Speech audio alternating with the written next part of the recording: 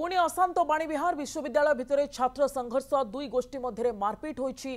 विश्वविद्यालय परिसर में सेंट्रल कैंटीन बाहर दुई छात्र गोष्ठी मध्य पाटितुंड उपरे हाथाहाथी होइथिला। उभय पक्षर दुई जन छात्र गुरुतर आहत होइछन्ति एवं आहत को मेडिकल में भर्ती करा जायछि।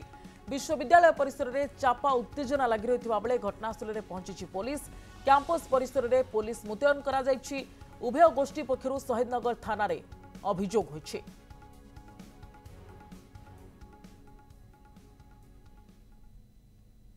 आज जो मैंने गंडगोल कर छात्र भी थे अणछात्र भी थे तो आज्ञा तो बर्तमान जो मोर रूम रे नी पाखापाखि 6 ରୁ 6:30 भितर समय भितर से मैंने मो रूम को आसते आसिक रूम को खूब जोर बाड़ाबाड़ी करते तो पिला मैंने भयभीत हो जाते रूम रे थिले किसी जूनियर्स मैंने थे सहित मोर किसी रूममेट जी कि मो सहित मैथमेटिक्स डिपार्टमेंट पढ़ती से तो से पचरा उचरा कले मुझे कौटी अच्छी कौन अच्छे आसिले कहीदेबू आको जीवन रू मारदेबू ये करूँ आको यूनिवर्सिटी की आसवाई देवुनि कि यूनिवर्सिटी से रही पारनि।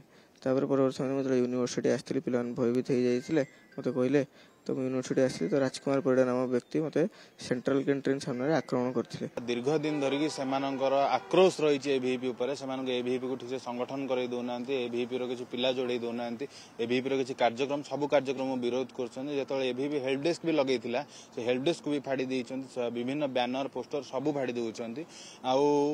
आज जिते आमर भाई विश्व कौन वासुदेव पाणिग्राही आज जाइए राखी फॉर सोल्जर्स भौणी मान राखी कलेक्ट करने से धमकई कही जीवन रू मारिदेबू बोलिकी राजकुमार परिड़ा सी जा रूम रे धमकई एफआईआर आम तरफ जो मैंने भी ये संपृक्त थे समस्त ना दिखाई।